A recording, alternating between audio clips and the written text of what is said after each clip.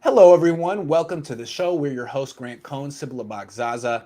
She's having a great day. I had a very stressful morning, but I took about 45 minutes to just rub my earlobes and woosah, and I'm feeling a lot better. I hope, I pray that this stream goes well and the audio and video don't get messed up, but I don't want to jinx it. So it's going good. So, how are you, Sybilla? Good to see you. Good to see you too. I'm doing well. I'm excited. I loved watching this preseason game. It was nice to watch the whole thing. There's so much to talk about though. Absolutely. And what we're going to do today is go through the whole roster, position by position, and give our thoughts on each one. So let's start with the quarterback spot, particularly Trey Lance. What was your impression of how they're managing his development in that first preseason game? I did not take it that they were managing it much at all. I felt it was a very much throwing him into the fire, throwing him to the wolves. And while that sounds very, very masculine and manly on the surface, as far as like let's test him out, let's see how he does, let's make him tough. That's not what you do with your assets. And that's the thing. It's like when you have an asset, I feel like you should surround him with the key cogs that are part of your asset package. It's not just Trey Lance. We know that. It's not just the quarterback that matters. It's the team. The O-line in particular, they did not roll out the best protection for him, and it showed. Absolutely. It's funny. It's like, what did you want to do? Did you want to set him up for success? That's what the Bears did with Justin Fields. Everyone says Yes. Justin Fields looked good because they set him up for success. They put him in all the situations where he looks good, rolling out of the pocket, throwing on the run. He's good at that. The Niners took the other approach. They're like, now we know you're good at that. We want you in the pocket, working on your weakness behind a terrible second string offensive line, throwing to wide receivers who can't catch your passes. Make it work. And if you get sacked 4 times, that's football. Yeah, and that's not something I want to see, No. especially Chris Jones welcomed him to the NFL. Remember, I said he would. I said last show that he would do that. It would be Andy Reid and someone like Chris Jones or Frank Clark. Obviously, that's another discussion, but definitely Chris Jones did exactly what I thought he would do. That one didn't bother me so much. I kind of like the fact he faced him, but not with what he was equipped with. It's very strange to me that they would roll out Trey Lance and not give him a full showing. If he's going to face a potential Super Bowl contender, definite Super Bowl contender, as far as like they might face these guys in the Super Bowl, I feel like they should have at least given him the weapons. Now, that drop by Ayuk was just head scratching. I mean, he put it right there. It could not have been better. There was a little bit of zip on it, but they have to get used to that. Zip means it's harder to intercept as well. It might be harder to catch, but it's harder to intercept. It gets to the target very quickly. So that one didn't really concern me as far as Lance, but I think I'm not sure. But just looking at the look on his face, he was very poised as far as his reaction to Ayuk. But when he went back in the huddle, he looked a bit blank. Yeah. And I think he was like, I think he kind of shrugged it off. I think he said, okay, there's a drop. But after that, there was a little bit more of that. He started gunslinging the ball. Yeah. There was a point at which I felt it was like post-apocalyptic Kaepernick phase, the way he began to throw the ball. And there were 3 drops. 2 of those we have to give back to Lance. So his completions would have been a little bit higher. But what it showed, I feel like what it showed so far is that the team didn't give him who he needed as far as protection, but he did have the backs and he did have a couple of his receivers at one point. And I feel like, with the exception of Charlie Warner, I feel like the tight ends around him did do their job. There was some good blocking, something that you brought up with me, of course, on his deep pass, which was that second attempt that he made, which was beautiful. But there were 2 busted coverage assignments in that throw as well. So Sherfield burns the corner, who takes the wrong angle. He doesn't get his hips rotated in time. And I don't know what the safety was doing. And he was playing zone coverage, but he takes a direct route, a horizontal route, as the safety. And you're not supposed to do that. So basically, he runs in a straight line directly at the ball to perpendicularly intersect it when you're supposed to run with the pass to try to basically get in the receiver's face. So that play, if it had been covered correctly, would never have happened. You know, what's interesting about what the Niners did, you mentioned early on, they threw him into the fire. They're mentoring a 21-year-old quarterback who's raw. And it seems like, I was talking to my dad yesterday, he used the phrase, when you're mentoring anyone, 90% of it is psychological hand-holding.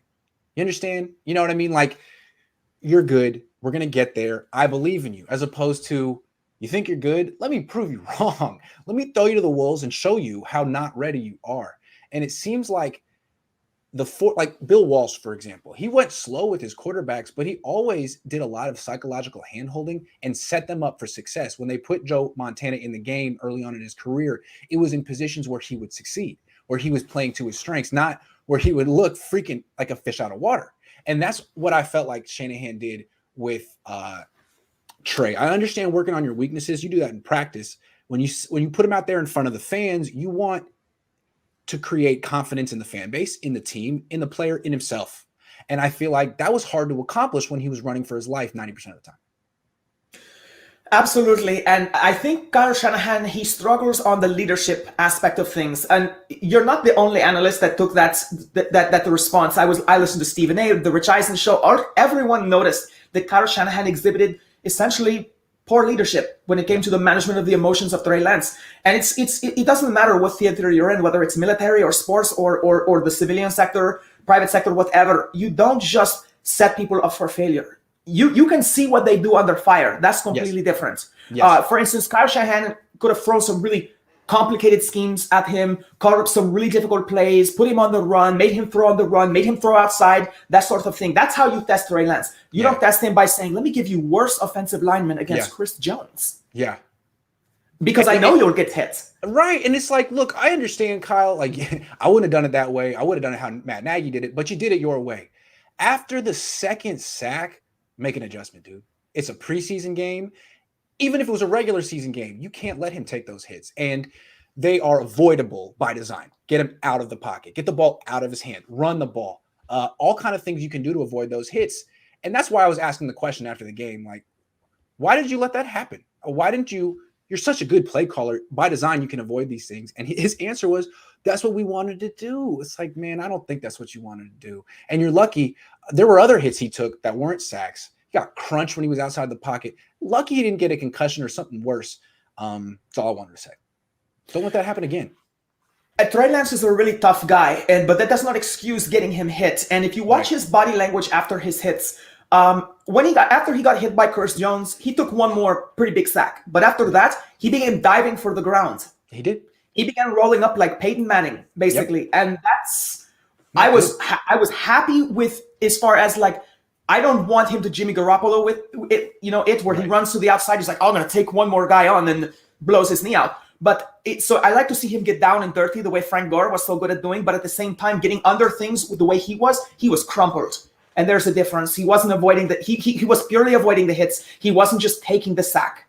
And at a certain point, I feel like he was expecting hits and expecting pressure. So that's not good. Absolutely not.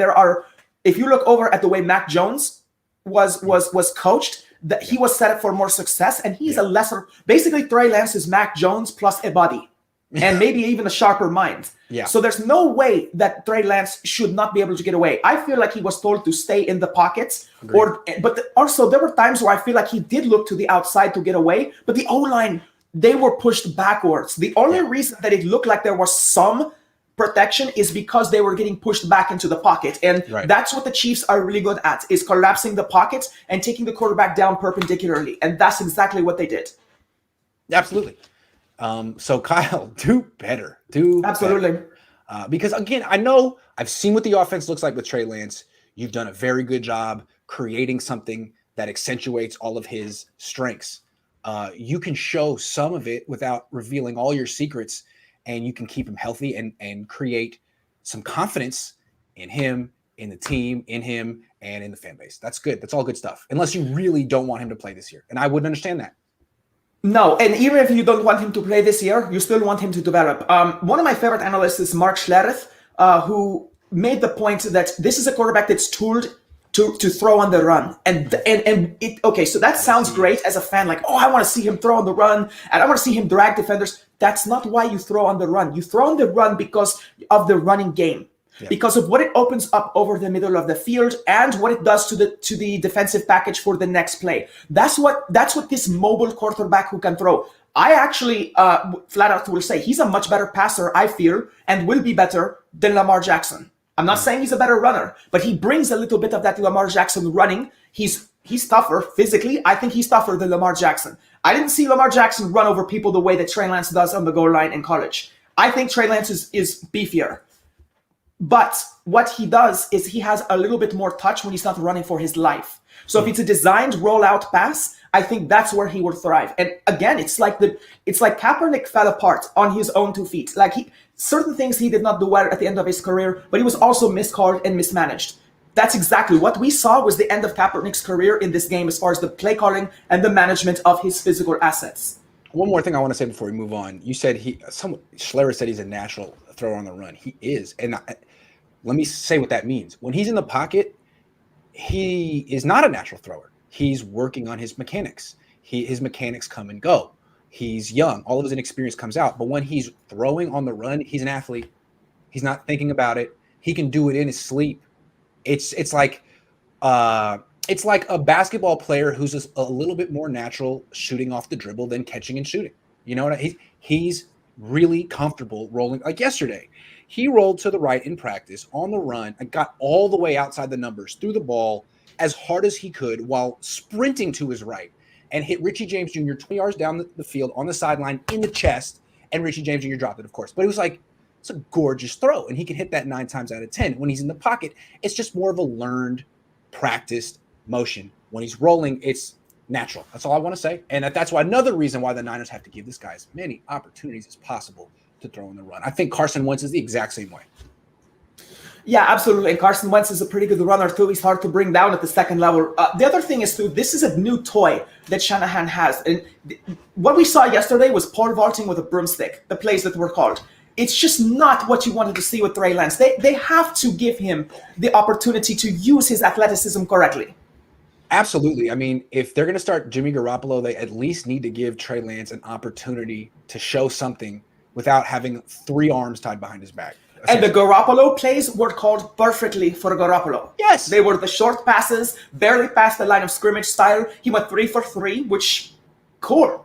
Looks great. It doesn't disappoint me. It doesn't impress me. It was just like, okay, good. Run of the mill offense could move the ball. And if it hadn't been for Charlie Warner, then they would have probably, I felt like they had a head of steam on that drive.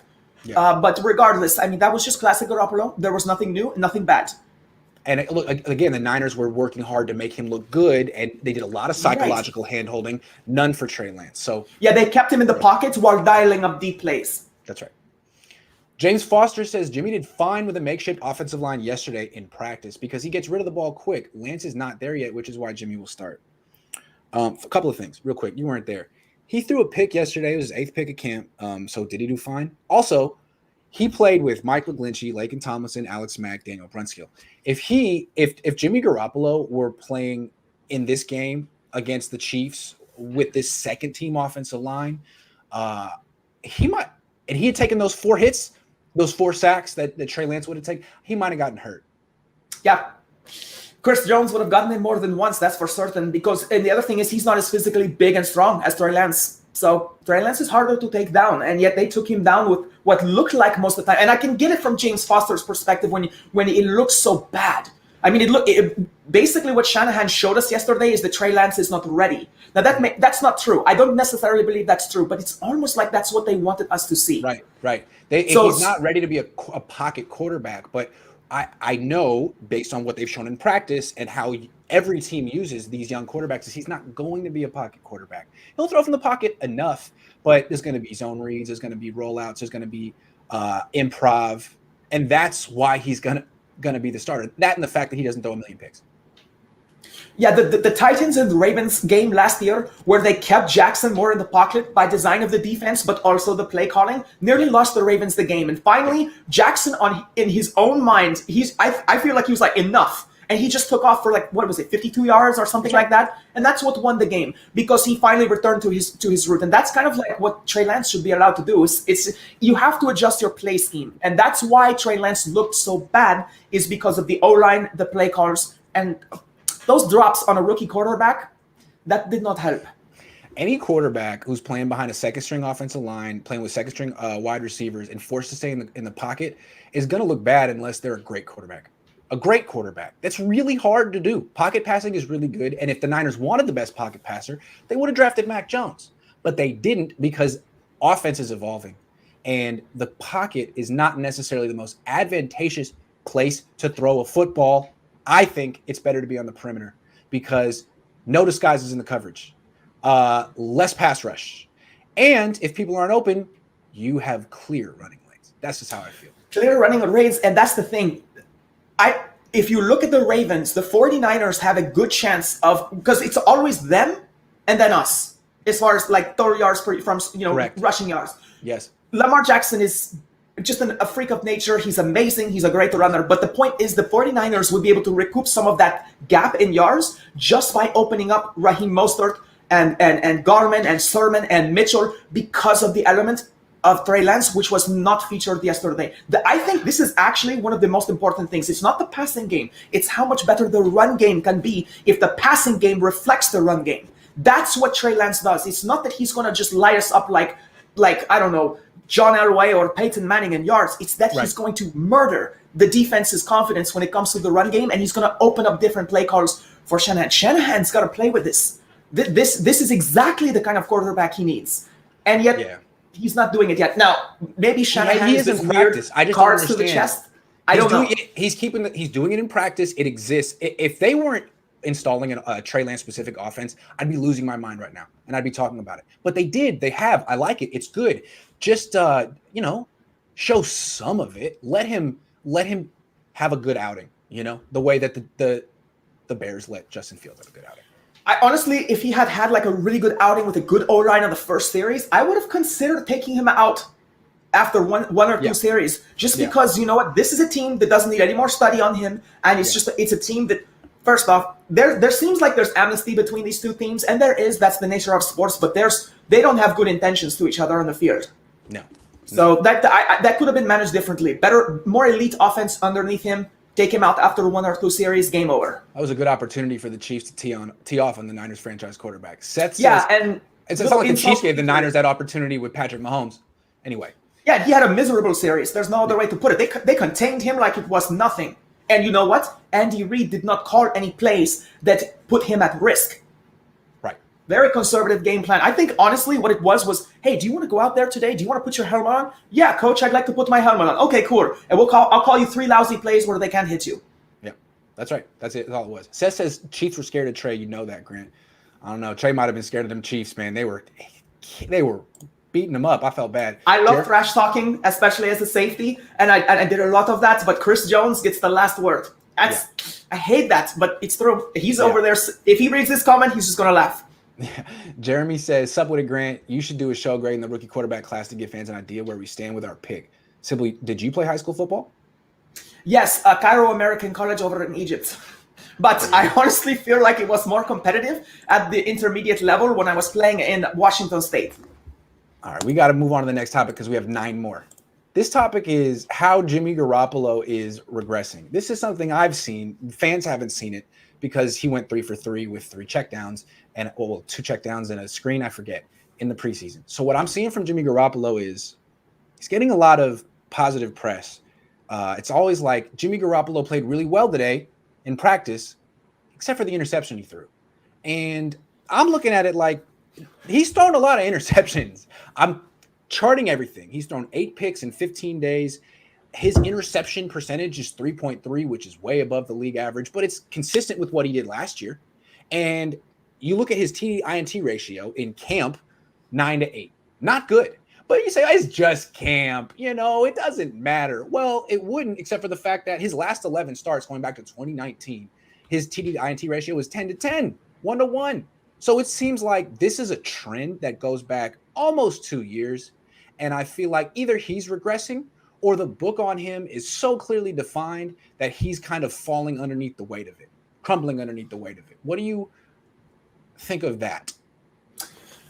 Since he first came to the 49ers, even though he kind of electrified us after the dark ages, every analyst I've ever heard talk about him, even the most pro-Garoppolo analysts will say, but then he does some boneheaded turnovers. Yes. And he throws the ball when you wish he'd hold it or throw it away, and he fumbles it at seemingly inopportune times, and you're wondering why didn't he cover that? Jimmy Garoppolo leaves everybody wanting when it comes to like, why did he do that? And he doesn't look or feel like a reckless quarterback, and yet the turnover ratio has gone nowhere. So it's definitely concerning. Also, I love the 49ers defense, but we are not exactly known for being the biggest turnover machine defense when we play other teams as far as interceptions go. So the fact that they're teeing off on him.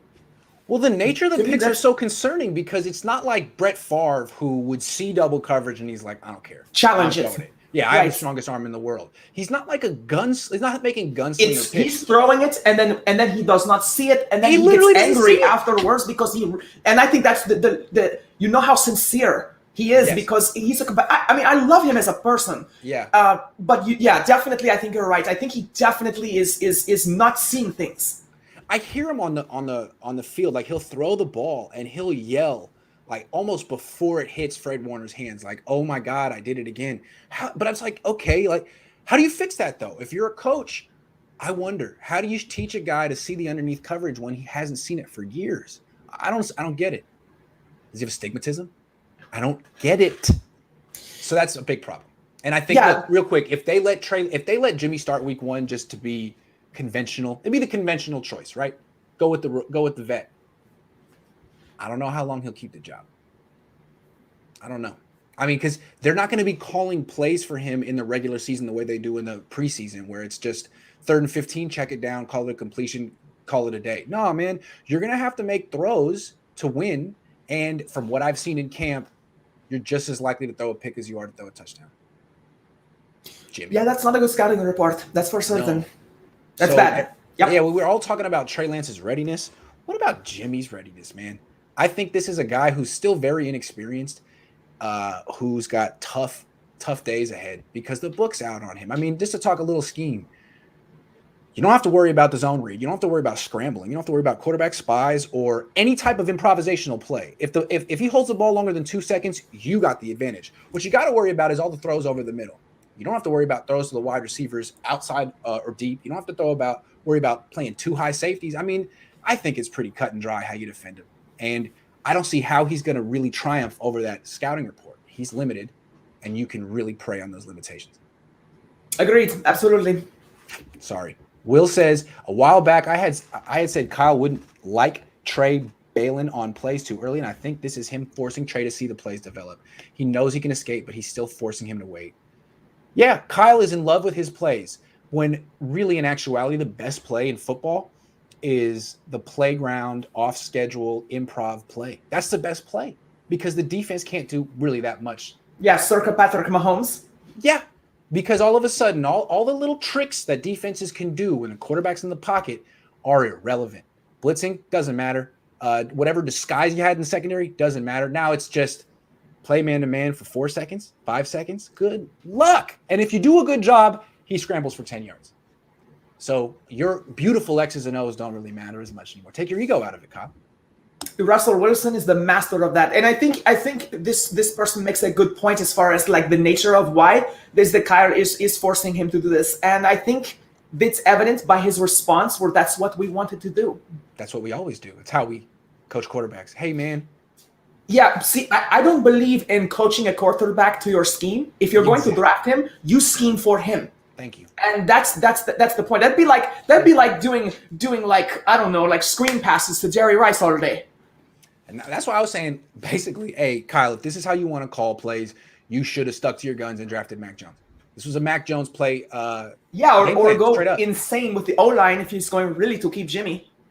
Yeah, or you should have drafted Penei Sewell and stuck with Jimmy. Because everyone's, we like Jimmy. We can win with Jimmy. Well, you don't have the offensive line to win with Jimmy. I'll tell you that right now. We're going to get there in a second, though. I don't know how much they like Jimmy because they don't give him... There are some holes in the O-line. We'll get to that later. Johnny says, why do they blitz Lance like that? The Kansas City Chiefs? To sack him. To hurt him. To send him to the 49ers. Yeah. Yep. Todd says, posted this before the live and had to go back to the work. Sorry, Rosen release means keeping Jimmy for the year unless they trust Sudfeld. Do they trust him? No, they're keeping Jimmy for the year. No doubt. And I think Sudfeld probably goes to the practice squad. They need depth on this team. They don't need 3 quarterbacks. I think Sudfeld's just good in the video room. I think the film room, that's where he excels. Exactly. So they're keeping him for some kind of like scholastic acumen. Yep. Yeah, he's scout team quarterback. Okay. We're gonna go around the team now, position by position, starting with the running backs. And after watching this game, I feel like it dawned on me the importance of Wayne Gallman, why he's on this team. I mean, just looking at the depth chart there, Mostert's the best player, but He has durability issues, so you need someone else. That's why they drafted Trey Sermon, but he's a rookie. You have no idea what Trey Sermon's going to give you. Also, JaMychal Hasty, I like him a lot. Hasn't played much, fumbled in the preseason game. You don't know. Gallman is just so known. You know exactly what he's going to give you. He was a number 2 guy last year, started a bunch of games when Saquon Barkley got hurt, averaged 4.6 yards per carry. He's freaking dependable. And he's a good fit with Trey Lance because he played in college with Deshaun Watson. He's very used to lining up in the shotgun and running the zone read. He's an important player for this team because he's a known quantity. Yeah, so first, I love the running back room. I love the depth. So starting at the top with Mostert, I don't think there's much to say on him other than if he's healthy, he's lethal. Going on to Trey Sermon, Sermon showed that he can be a little bit of a bruiser, and I like that element because Mostert is not. And with Jeff Wilson, who's really our best goal line back and all-purpose running back, being out, I think Sermon, hopefully.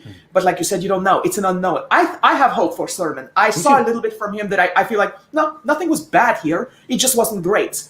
Moving on to Gallman. Gallman had some good runs, especially to the outside, which is great to see because, as you said, that pairs well with Lance. I felt like he did his assignments correctly.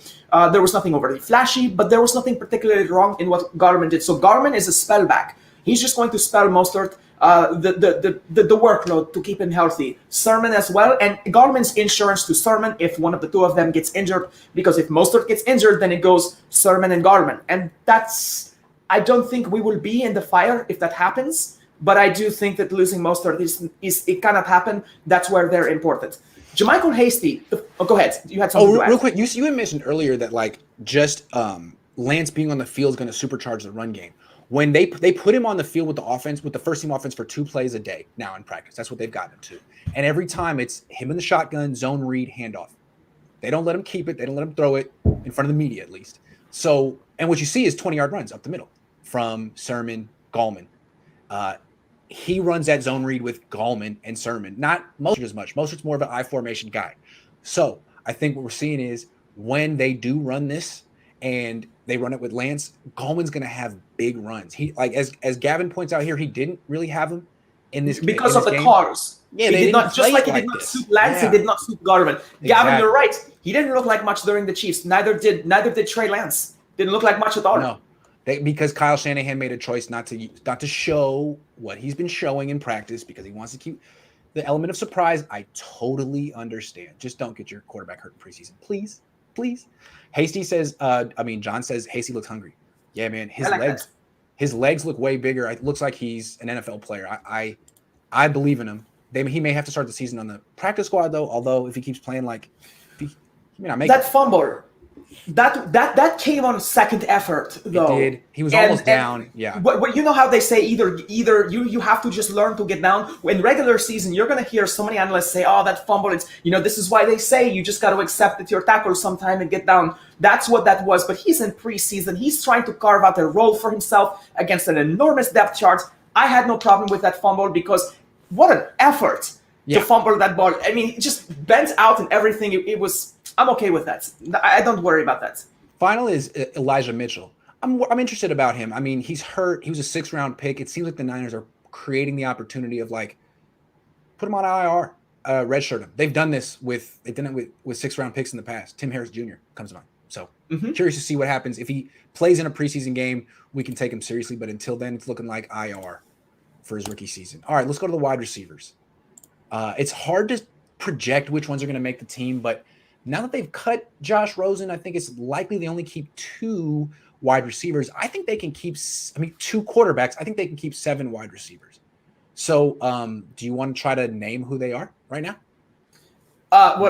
It's just too easy to begin with. Of course, we have Ayuk, we have Samuel. I think Mohamed Sanu definitely makes the team. I agree. That's 3. What I was hoping for was Richie James, and he's not going to make this list. I don't think he's going to make this list. I think Richie James is going to get cut.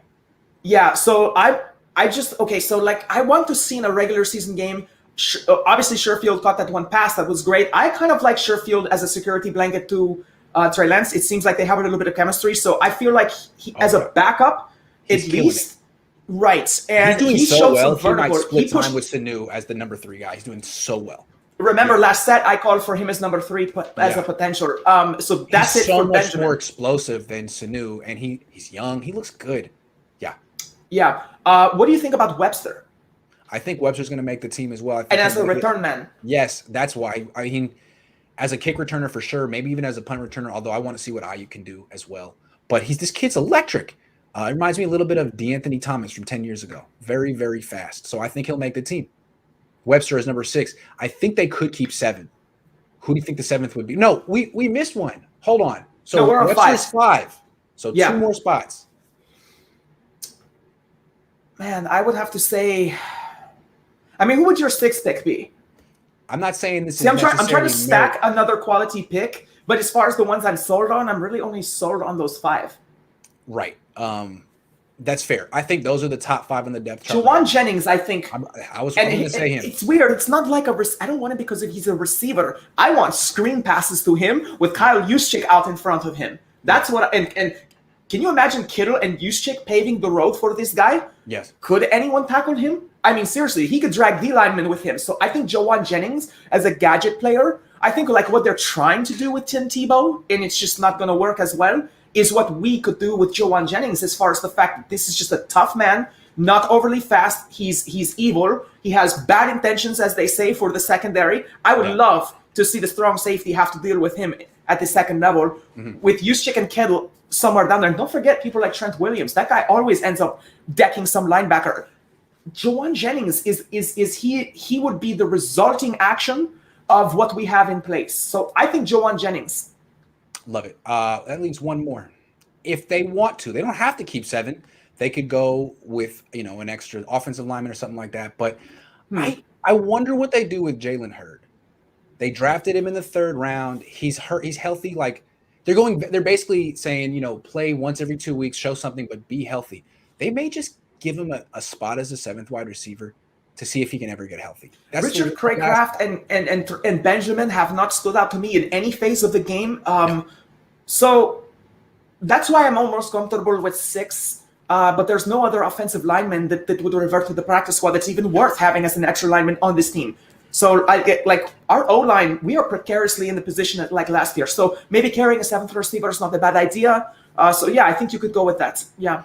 But here's the thing. You have to keep Hurd because of the eggs in that basket. Exactly. They have so much invested in him. And it's like, okay, 90% sure he won't work out. That's probably, I wouldn't even be surprised if Shanahan in his mind believes that. But that 10%, if you can get this guy going, if he can be healthy, he would be the icing on the cake of the kind of Kyle Shanahan scheme. And they might be super scary if they have him and Kittle on the field at the same time in the red zone. With the kind of backs that they have, they would be unstoppable. They'd score 80% of the time in the red zone. Right. So I think what they could do is give him the 7th spot on the 7th wide receiver spot. And then what they could do if he's not healthy, they could then put him on the POP list. Right. And I think they have to give him some looks, though, to manage him better than they did Dante Pettis. Don't just stash this secret weapon there and then just not use him. They will have to use him if he's healthy. But I don't really know where he is right now. Yeah. Adrian says, I love the diversity you bring to your interviews. You're one of a kind, brother. Thank you. But Sybilla's definitely not here for diversity. Sybilla's here because she knows way more about football than me. I just want to say that. Thank you, Adrian. I don't know about that, Ziggy, but I'm learning from you guys. That's for certain. I'm just happy to be here with the fans. Okay, let's talk tight ends. My first observation about the tight ends from this game is how they're going to use Ross Dwelley. I'm still skeptical that they're going to throw him a bunch of passes because they've never done that. But I do think he's going to be on the field a lot, and I think he has a crucial role in the offense because you saw it. The first 2 throws when Trey Lance was out there with the first team offense to a degree were play-action bootlegs, him getting – especially the one to Sherfield. And the only way that's going to work is if you have a blocker. You have to have a blocker who rolls out with the quarterback. Otherwise, that unblocked defensive end can be in the quarterback's face, force the hot throw. He seals the pocket. Yeah, he forces the hot throw, and now basically. you're not going to get the big play that you're trying to scheme up. So someone has to peel out and block Lance, and it's Dwelley. That's how they used it on that throw to Sherfield. It was Dwelley. It's interesting. Dwelley's a pass-catching specialist, but he's remade his body, and it kind of has to be Dwelley because it can't be Kittle. Kittle's got to be out in the pattern, and ideally it's a guard. It's someone that's not one of your 5 eligible receivers, but Tomlinson isn't fast enough. Brunskill isn't fast enough. I think it has to be Dwelly. So really, he's a very important person in this offense this year. For this boot when game we get to the offensive line, let's remember what you said about the speed and Aaron Banks and the scouting report on him in college and why he's not a fit for the scheme. Right. But we'll get to that later. Yeah, so definitely Dwelly was a huge part of that play. Kittle could have executed it as well, but like you said, you can't have him near the line of scrimmage. He's the deadliest man in football at the second level. He can't be stopped. It's got to be the number 2 tight end. And right now, that's Dwelly, because what do you see from Charlie Warner? That's the first note I have on when I watched the game. It's the first note I made. I have 4 words. Charlie Warner was disastrous. In every catch.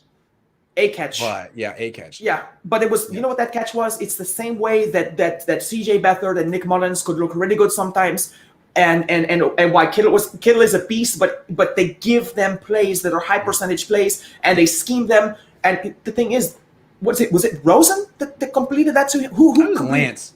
It was Lance? Yeah. But he rolled out, did he not? That was the one from the 1 yard line, I thought. Maybe the guy covering Warner fell down. I forget. Anyway.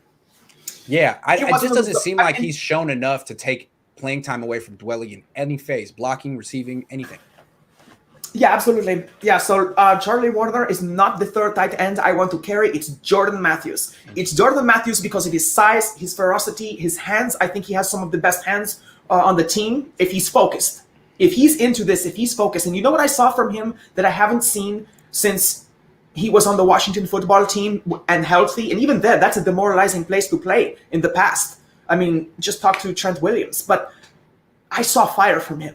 When he made that short catch and he just beasted, dragged the defenders, all 3 of them out of bounds and stood them up, that's the Jordan Matthews that used to be like 5 years ago. That's true. If that's the Jordan Matthews we get, that's the one I want. That's my tight end number 3. I like that. I like that very much. Roger. And here's why. Oh, go ahead. He's not a good blocker. But if Dwelly is suddenly becoming this ultra tight end in the image of Kittle, basically what you're saying is that Dwelly has made himself Kittle Jr.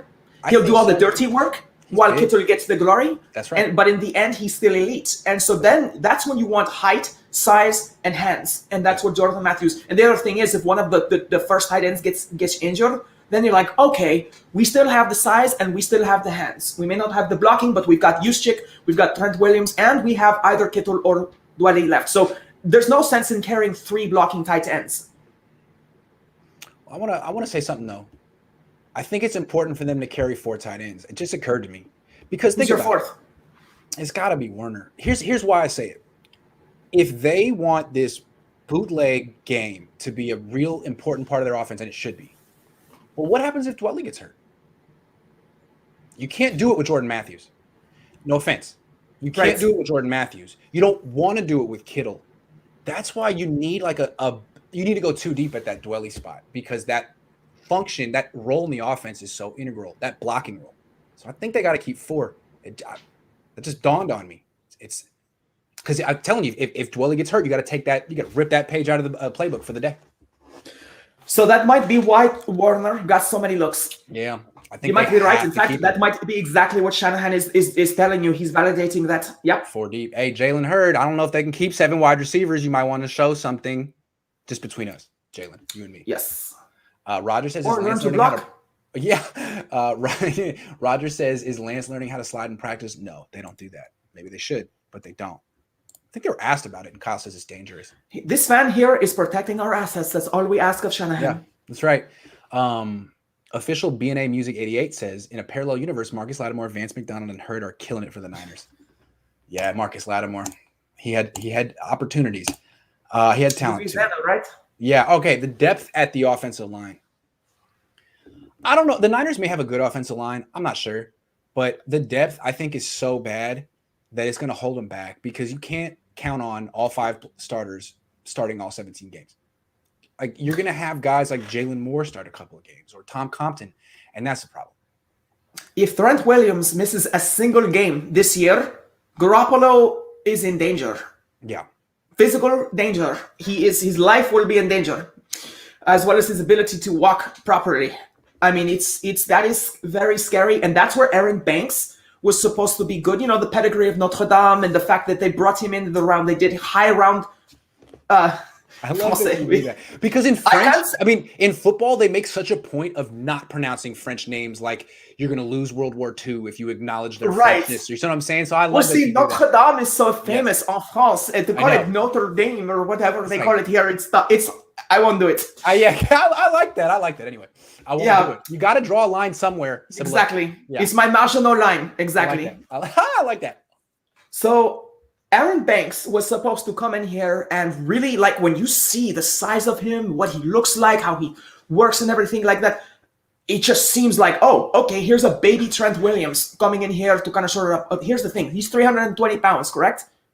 More? Yeah. Is he more? Okay. We asked him and he said almost 330. He's big. I'm sorry. Trent Williams or Banks? Banks. Hold on. Let me look it up real quick. Okay. Yeah. So the point is he's big, and the scouting report is that he wasn't a fit for our scheme, that he would be better against the run game, not the run game that goes outside, but just basically pounding it up the middle, stealing the pocket. And 325, got you. It's big. And so basically, like the scheme that Lance and Shanahan have put together does not fit Banks. And I think it was showing. He didn't particularly have an electric camp. You saw him more than me, but I didn't see him much at all because he didn't pop up. But I heard the concern over his scheme fit. What do you make of him so far? Doesn't seem like he's a scheme fit. No, I think they drafted him because they anticipate running more between the tackles with the zone read stuff. Like the zone read, the dive is running behind a double team between the center and the guard. So I think it's the same reason that Chip Kelly wanted to draft Josh Garnett. If you're running zone read, you do need a pretty powerful double team to move someone. But as we've seen now, he's not fast. And the zone read's only a part of what you're doing with Trey Lance. Like, he'll help your run game. He's also going to help your play action game in ways that Jimmy can't, because Jimmy can't get out of the pocket. So you can't get Trey out of the pocket without Dwelly helping him, because none of these guards can get out there with him. And the thing is, trying to block a defensive end, Banks can't do that. And he's also, in particular, he's not a fit for Garoppolo. No. I think he's a little bit better for Lance, except that he's not going to be able to get outside with Lance. No. So he won't be able to set the edge. Like, if they try to pull the guard or something like that, can't do it. That's not what he's not. No. That's not what you want to see him do. He'll fall down. So he's good for the run game. He's good for the drop back passing game in theory, because he was a good pass. But he's so immobile, and so is like Tomlinson. It's like, I don't know. They used to know what they did? What? They spent a high draft pick on one of the best backups this team will ever see. Oh, man. Yeah, I think so too. I really do. All right, let's move on to the defensive line. My first takeaway here is, like, Bosa seems like he's managing his knee very smartly, and he knows what he's doing, and he knows his body, and he'll probably be ready week 1. Kinlaw, though, I do not get the same vibes. Like, Bosa is like, okay, he's a pro. His dad is in the league. His brother's in the league. He knows what he's doing. Kinlaw, I don't know, man. He came into the league with an arthritic knee, or whatever you want to call it, and that's not his fault. But him getting injured between OTAs and training camp is his fault. He played in OTAs, really couldn't do much in training camp because of some setback he suffered traveling, and now he's week to week with the shoulder injury, which, I know it happens playing football, but dude, it's starting to look like this guy might be a bust, which is too bad, because he really is impressive when he's on the field. He's a very big, good athlete. Are you concerned about Javon Kinlaw yet, or what are you thinking with this D-line? Very concerned, and it's the shoulder injury in particular that concerns me, because I really want to see him work out. I'm able to find workout videos for some of the second and third string players, but as far as the first stringers, they're just like motivational videos of bogus workouts. But as far as like seeing him work out, I can flat out tell you this: they rave about his power and his power lifting prowess. Essentially, I have heard nothing about his work acumen, and his ethic is. I mean, he puts a lot of effort into lifting and things like that, but I don't think he's managing the correct recovery. This goes back to the first reason I even came here to begin with, and that is the correct deactivation and activation workout procedures that you will use. I don't think he's working out correctly. If it's a shoulder thing, I'm going to assume that it's rotator, and I'm going to assume that it's his recovery of coming off blockers and then doing things like bench pressing afterwards, and none of the little things. I don't know enough about him to say that he's not taking care of his injuries, but he seems really injury prone for such a big, beastly dude. I'm not saying he's unprofessional, But there are ways that certain vets demonstrate professionalism.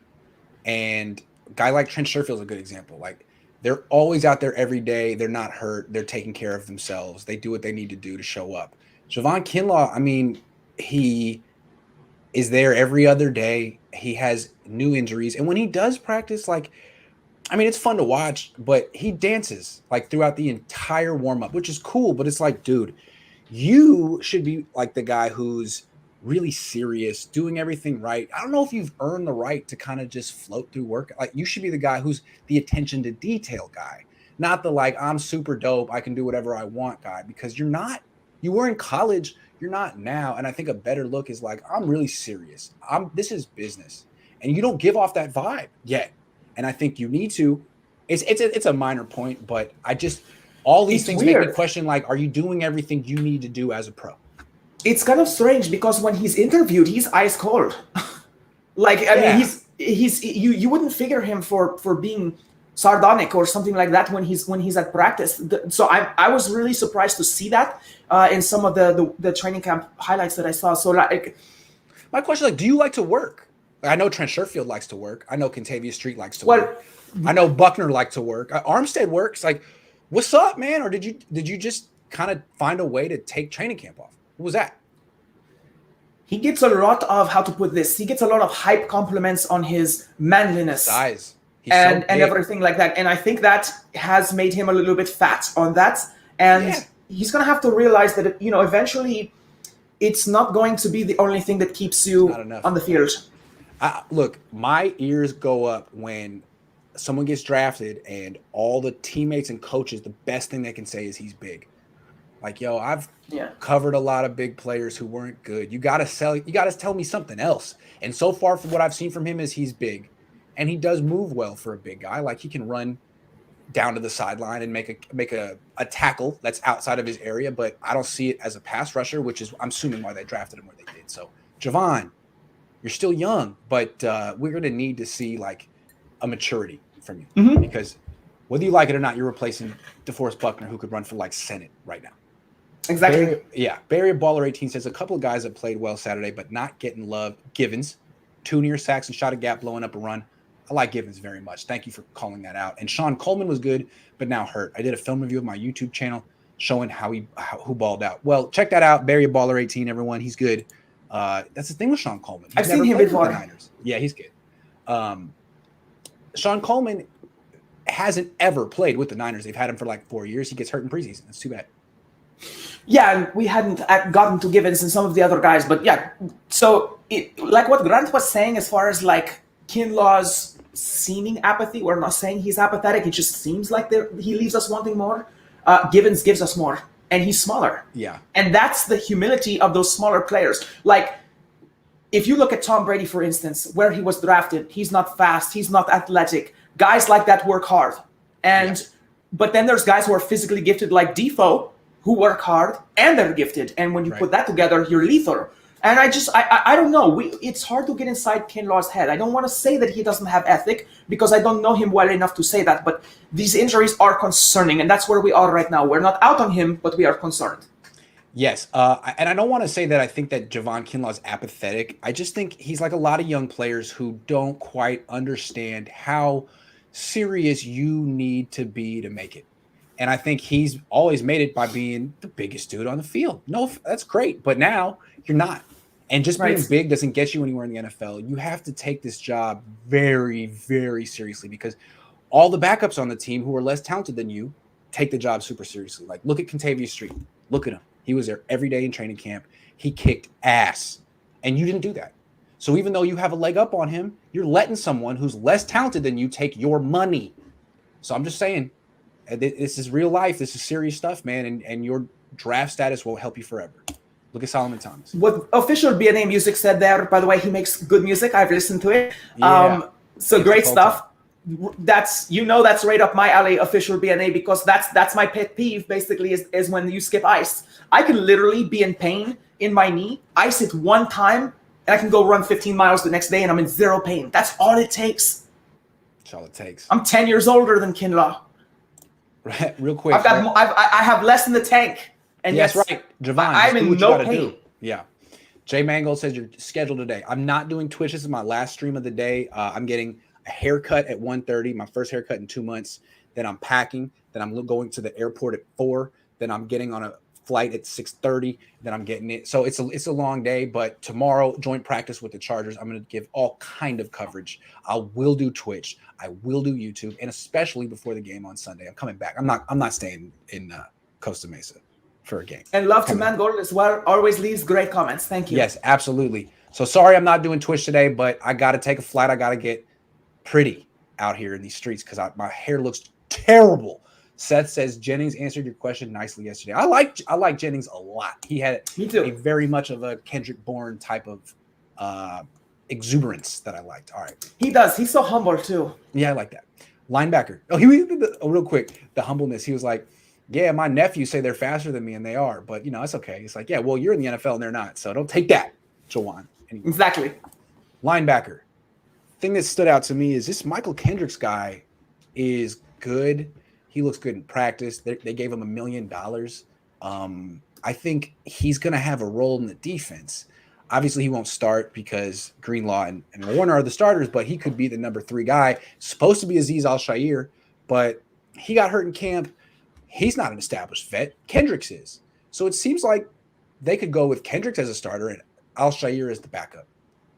Yeah, and Kendricks has insider information on the Seahawks. So I think that gives him a little bit of a leg up as well. Welcome to the team, Michael Kendricks. We are deep at linebacker. She was referring to Michael Kendricks going to jail for a day for insider trading. That's what happened. But and 300 hours of community service, which I hope he does in the Bay Area because, hey, we would love that. Yeah. Bring back those Jason Giambi vibes, doing all that good stuff for the community. We love you, Kendricks. Yeah.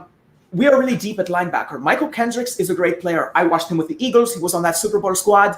And just injuries and, of course, his legal troubles and things like that derailed him. Then he goes to the Seahawks. He had 8, I think, pretty good games there. And he amassed something like, 3 sacks or something like that. He was tackling pretty well. And then he got injured. And so now he's here. And I think he is a pretty good one. But we have, is Jonas Griffith. He is the Kansas State product. Yeah, let's talk about Jonas Griffith. I mean, he might be the linebacker who should be starting. He is powerful, and his tackling is so sound. As soon as he gets within range, the knees go down, the hips over the knees, the elbows over the hips. Everything leans forward into it. The feet go out wide. He claps them around just perfectly, and he lifts and drives. So he's like a wrestler and a tackler put in one. Love the way he was playing yesterday. He was not necessarily against, all the first team guys, but he punished the guys at his level, and he showed them they have no business playing against him in the NFL. He's above the third string.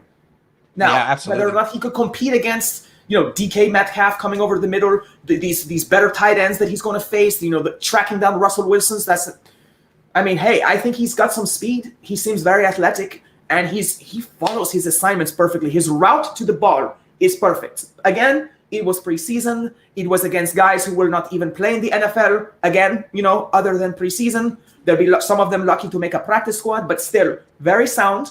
And I think that San Francisco is LBU. We are the linebacker university. We can take anyone.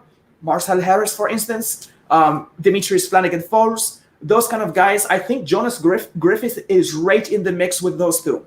What do you think? Yeah, I do. I think Coach Noah Johnson said this to me. He's on the show on Fridays usually.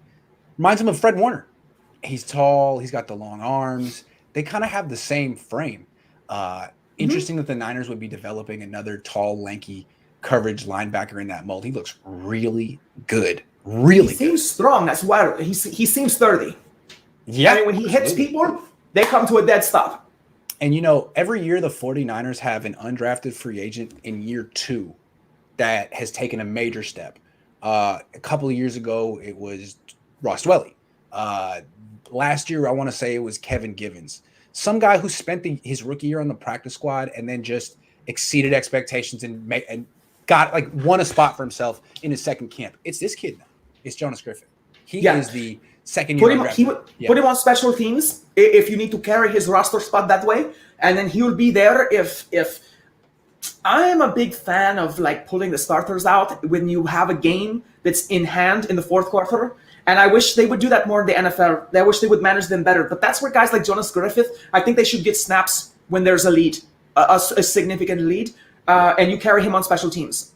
In the same way that you can carry Hufanga on special teams so that you have him there to develop as a secondary player. Yeah. Okay, let's talk corner. First thing that sticks out to me is that Emmanuel Mosley's hurt. And it's a hamstring injury. It's a 3-week injury. He should be back for week 1. But these are things that could linger. The way it seems to me like it happened is you spent 8 days on the COVID list. You're not in great shape. You come back halfway into training camp and you're playing 100%. You pull your hamstring. And now you're falling behind. You're trying to get in there for week 1. Are you going to do it again? Is this going to be an issue all year? And if it is, the Niners have a major problem because who is the starter opposite Verrett if it ain't Mosley? I mean, it can't be Dante Johnson. It's not K'Wan Williams. He's a nickelback. So if Mosley misses week 1 or misses any games, who would you feel most comfortable with the 49ers starting opposite Verrett? It's not Ambry Thomas. I will tell you that. He did exactly what I said he would do. That's why he should be in the slot, and that is on deep routes. He trails, he busts the assignment, he gets burned. He did a lot of that. Also, the one play he got called on good coverage, that was pass interference. He pulled that guy back, and they did not call that. And I don't know how they didn't see that. Maybe they didn't care because it was preseason. So that, to me, was his worst play of the day. That gets called in the regular season. When he is doing a good job, he's all over the guy. So it'll be interesting to see how they call that in games. They don't call it much on him in practice, so I don't know.